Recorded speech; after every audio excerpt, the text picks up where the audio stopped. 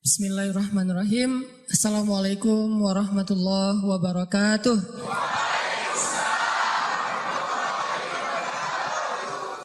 Oke, hari ini kita bahas tentang amradul qulub. Bagaimana membersihkan hati dari penyakit-penyakit, tazkiyatun nufus. Kalau dalam bahasa ulama itu disebut tazkiyatun nufus. Penyakit hati itu dalam bahasa Arab marad atau amrad. Di dalam surat Al-Baqarah Allah menyebutkan A'udzubillahi minasyaitonirrajim. Fi qulubihim maradun fazadahumullahu marada walahum 'adzabun alimun bima kanu yaktibun. Di dalam hati mereka fi qulubihim maradun, ada penyakit. Tahu nggak teman-teman penyakit hati yang paling berbahaya itu apa? Baper? Apa penyakit hati yang paling berbahaya yang dampaknya itu bisa kemana-mana? Kalau dalam fisik itu kayak kanker gitu. Bisa menjalar, dia bisa sampai ke seluruh tubuh kemana-mana gitu penyakitnya. Udah diamputasi kadang-kadang belum menghilangkan sel kankernya. Udah di kemo berkali-kali, ternyata belum mati juga tuh sel kanker. Dia makan, dimakan oleh sel kanker. Dia minum, di transfusi darah misalnya, darahnya dihabisin sama sel kanker. Sebahaya itu penyakit hati. Apa penyakit hati yang paling bahaya? Cinta terhadap dunia. Dengki. Penyakit hati yang paling bahaya itu adalah ragu kepada Allah Subhanahu wa taala. Itulah penyakit yang paling bahaya. Itulah ibu dari semua penyakit hati. Dengki, cinta dunia, dendam, susah memaafkan, galau, khawatir yang berlebihan, berputus asa, semua itu lahir dari gara-gara dia ragu kepada Allah Subhanahu wa taala. Sehingga Allah mengatakan di dalam surat Al-Baqarah tadi, fi qulubihim marad, di dalam hati mereka ada penyakit, satu aja. Allah nggak mengatakan fi qulubihim amrad. Di dalam hati mereka ada banyak penyakit. Tapi Allah mengatakan fi qulubihim maradun. Cuma satu penyakit. Dalam sebuah konsep tafsir. Dalam sebuah pandangan tafsir. Marad, penyakit apa yang ada di dalam hati mereka? Padahal hatinya banyak. Tapi penyakitnya sama. Yaitu asyak, raib. Di dalam awal surat Al-Baqarah Allah mention kita, Dzalikal kitab la raib. Tidak ada keraguan. Nanti di halaman berikutnya Allah tegaskan lagi. Wa in kuntum fi raibim mimma nazzalna ala abdina fa'tu bisuratin. Kalau kalian masih ragu. Jadi di awal Allah sebutkan bab ragu, di halaman berikutnya ada masalah ragu, di tengah-tengah Allah katakan fi qulubihim marad. Itulah penyakitnya. Sehingga ketika orang ragu kepada Allah, dia akan banyak modusnya. Ya, orang kalau ragu sama Allah banyak modus. Bahasa modus dalam surat Al-Baqarah apa? Modus itu dalam surat Al-Baqarah khida. Yukhadi'unallaha walladzina amanu wa ma yakhda'un illa anfusahum wa ma yash'urun. Mereka pakai banyak modus untuk mengelabui Allah Subhanahu wa taala dan orang yang beriman. Padahal mereka hanya membohongi diri mereka sendiri. Penyakitnya karena ragu sama Allah Subhanahu wa taala. Ragu tentang apa? Ragu tentang kebesaran Allah Subhanahu wa taala. Bahwa Allah Maha Kuasa, makanya dia menjadi orang yang gampang khawatir. Khawatir muncul karena dia nggak yakin kepada kekuasaan Allah Subhanahu wa taala. Kalau dia yakin kepada kekuasaan Allah, begitu ada masalah, dia tinggal katakan hasbi Allah, cukup buat saya Allah. Kalau dia yakin kepada Allah, lalu ada masalah, dia hanya mengatakan la haula wala quwata illa billah, maka selesai semua masalah di dalam dirinya. Walaupun mungkin masalahnya belum selesai, tapi dalam hatinya masalah itu sudah selesai. Dan itu awal dari kebaikan. Jadi masalahnya adalah kita yakin gak nih sama Allah? Masalahnya adalah gimana cara kita keep the faith, belajar untuk menjaga terus keimanan dan keyakinan kita kepada Allah Subhanahu wa taala. Ini yang menjadi masalah kita dalam hidup. Dulu ketika Doli ditutup di Gang Doli di Surabaya, salah satu kalimat yang keluar dari teman-teman yang ada di sana apa? Kalau kami nggak boleh kayak gini, terus kami makan apa, gitu kan? Kalau kami nggak boleh kerja kayak gini, terus kami ngasih makan apa buat keluarga kami? Itu penyakitnya. Jadi bukan pekerjaannya, tetapi keyakinannya kepada Allah Subhanahu Wa Taala. Nggak mungkin, nih ya, nggak mungkin nol, nggak mungkin sama sekali ya. Ada orang yang meninggalkan sesuatu karena Allah terus jadi terlantar dan terlunta-lunta, itu nggak mungkin sama sekali. Bukankah Allah sudah menunjukkan banyak bukti kepada kita? Siapapun yang meninggalkan sesuatu karena Allah, pasti Allah ganti dengan yang lebih baik. Musa meninggalkan Mesir karena perintah Allah, Allah ganti dengan Palestina. Ibrahim meninggalkan Irak karena Allah, Allah ganti dengan Palestina dan Mekah. Nabi Muhammad SAW meninggalkan Mekah karena Allah, Allah ganti dengan keluarga baru di Madinah. Gak mungkin ada orang yang berhijrah, meninggalkan sesuatu karena Allah, terus jadi terlunta-lunta, jadi susah hidupnya. Gak mungkin, gak ada ceritanya dalam sejarah. Masalahnya ketika dia meninggalkan itu, kadang Allah ngasih dia ujian kecil untuk melihat dia yakin gak sama Allah. Nah, di ujian itulah banyak orang yang patah. Banyak orang yang kemudian jadi seperti bangsa Bani Israel yang mengeluh terus bilang, duh kalau kayak gini mending saya balik lagi aja kayak dulu. Banyak orang yang ngomong kayak gini. Mending saya balik lagi aja kayak dulu. Kayaknya hidup saya yang dulu lebih mudah daripada sekarang. Itu yang dikatakan Bani Israel ketika mereka menuju ke Palestina. Ketika mereka di tengah jalan, mereka bilang, tahu kayak gini kita mending balik lagi aja ke Mesir kayak di zaman Firaun. Ternyata sama aja nasib kita di tangan Firaun dengan di tangan Musa. Kenapa? Ragu kepada Allah Subhanahu Wa Taala. Tidaklah seseorang ragu kepada Allah kecuali akan bertambah keluhan dalam hidupnya. Nih pasti nih. Tidaklah seseorang makin ragu kepada Allah kecuali bertambah banyak keluhan-keluhannya dalam hidup. Semakin dia yakin kepada Allah, semakin sedikit dia mengeluh dalam hidupnya.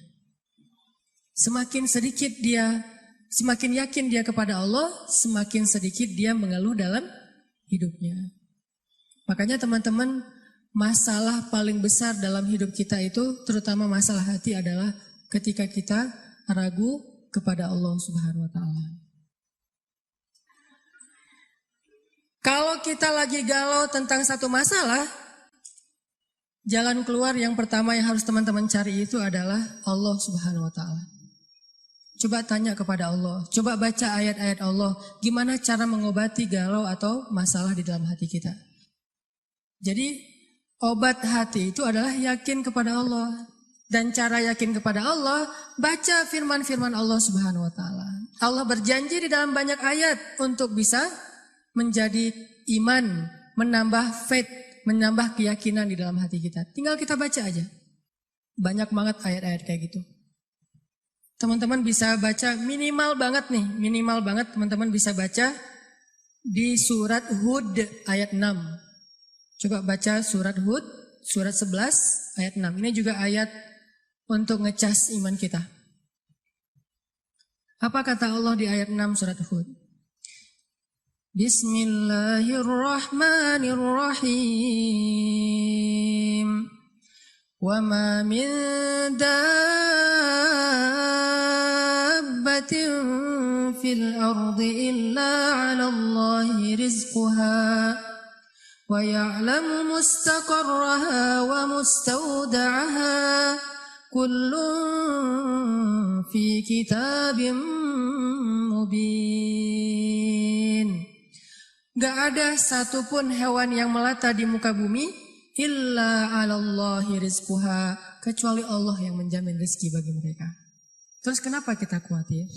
Kenapa kita galau? Kan Allah yang menjamin, dan jaminan Allah itu sebaik-baik jaminan.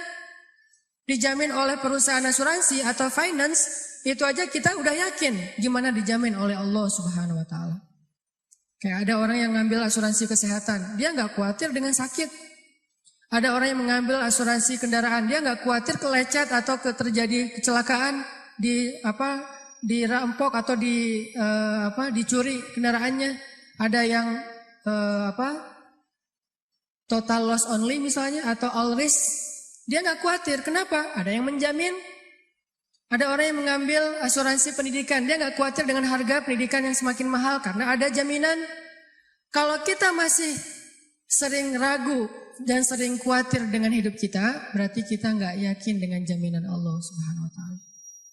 Makin kita yakin dengan jaminan Allah, makin hilang rasa khawatir dalam hidup kita. Tenang ajalah, ada Allah. Ketika kita ada masalah sedikit, kita tinggal klaim. Dan mengklaim asuransi Allah itu lebih gampang daripada ngeklaim asuransi manusia. Ngeklaim asuransi manusia tetap aja ada biayanya. Tapi ngeklaim kepada Allah itu nggak ada biayanya, nggak perlu pakai nomor antri, nggak perlu jauh-jauh keluar dari rumah. Kita tinggal mengangkat kedua tangan kita mengatakan Ilahi. Robbi, saya ada masalah nih, tetapi Engkau maha besar. Dan setelah itu hati kita akan langsung tenang. Ini teman-teman, di antara obat terhadap semua penyakit hati itu adalah belajar yakin kepada Allah Subhanahu Wa Taala. Teman-teman bisa baca juga nanti surat Al-Mulk. Ini surat yang benar-benar ngebooster hati kita. Jadi sesi pertama ini saya pengen sharing, ternyata kalau kita pengen menghilangkan semua penyakit hati kita, mulailah dari belajar iman, belajar yakin kepada Allah Subhanahu Wa Taala. Kalau kita pengen belajar menjadi orang yang menjalani hidup itu penuh dengan keyakinan, penuh dengan harapan, orangnya optimis, caranya belajar yakin kepada Allah Subhanahu Wa Taala. Dan salah satu cara belajar yakin kepada Allah, baca ayat-ayat Allah, terutama ayat-ayat booster tentang kebesaran Allah Subhanahu Wa Taala. Inna fi khalqis samawat, dalam penciptaan langit, bukan cuma di langit, tapi penciptaannya, prosesnya. Inna fi khalqis samawati wal ardi wa ikhtilafil laili wan nahari la ayatin li ulil albab. Langit, bumi, silih bergantinya malam dan siang atau musim, di situ ada bukti-bukti bahwa Allah Maha Kuasa. Kalau itu aja buat Allah gampang, cuma kun fayakun, apalagi cuma ngurus kita yang cuma kecil dibandingkan langit dan bumi. Kita itu dibandingkan langit dan bumi gak ada apa-apanya. Kalau langit dan bumi aja buat Allah gak ada apa-apanya lagi, apalagi kita. Jadi intinya teman-teman, kenapa kita khawatir kalau Allah menjamin kehidupan kita? Kenapa kita khawatir kalau Allah berjanji menolong kita? Kenapa kita khawatir kalau Allah Subhanahu Wa Taala tidak akan menyia-nyiakan kebaikan kita? Ada orang yang pernah gak nyesel bantu orang lain gara-gara ternyata orang itu akhirnya nyakitin perasaan kita.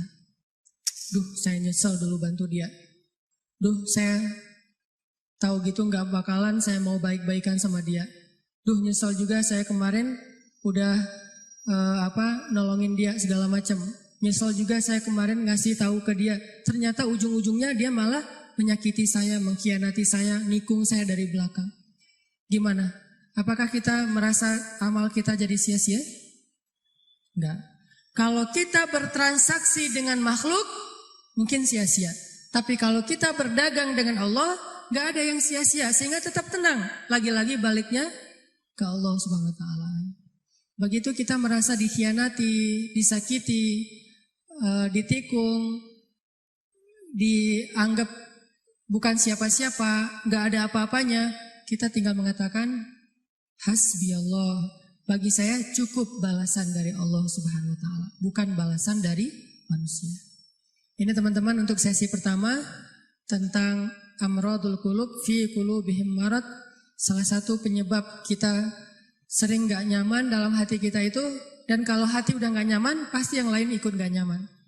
Coba, susah banget kan membedakan ekspresi wajah yang tidak sesuai dengan hati kita tuh susah. Tetap aja gak akan setulus kalau kita tersenyum dari hati. Senyum terpaksa itu beda banget. Kita pengen tersenyum tapi hati kita terluka, kan gak mudah itu buat kita. Makanya hati itu mempengaruhi seluruh kehidupan kita. Benarlah sabda Rasulullah, kalau dia baik, semuanya ikut baik. Kalau dia buruk, semua ikut menjadi buruk, terpengaruh banget. Sehingga kalau kita pengen memperbaiki hidup kita, mulai dari memperbaiki hati kita. Dan awal dari memperbaiki hati itu adalah perbaiki yakin kita kepada Allah Subhanahu wa Ta'ala.